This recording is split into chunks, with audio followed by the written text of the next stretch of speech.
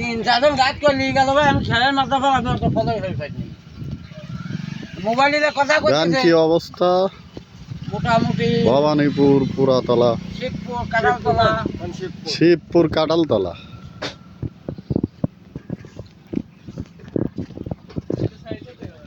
এই দেখেন শাড়ি তো দিবি অবশ্যই, সারা বিশ্ব চলে যাবে না। আমি এখন তোহির বলকে আল্লাহ রে, হ্যাঁ মানে এর পাবনা লেগে গেছে নাকি?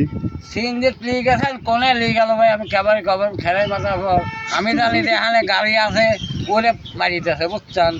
তখন দেখছি ওরা তার আগেই একদিন দুইজন এনে বসেছিল, ওরার জন্য এটা নেবে দৌড় মারেছে। কাঁঠালতলা এরা বসেছিল আর ওরা ধানের গাড়ি চলে গেছে, আর ওরা দূরে নেই যাই, আমি জানি ওই দূরেকে মারিতেছে। যাক আল্লাহ পাক বাঁচাইছে। বাঁচাইছে সীমতর পর দিয়ে এখন এবং তো কি হলি না হলে খবর পাইলাম না। যাক গাড়িওয়ালার কেউ আসে না এ পর্যন্ত।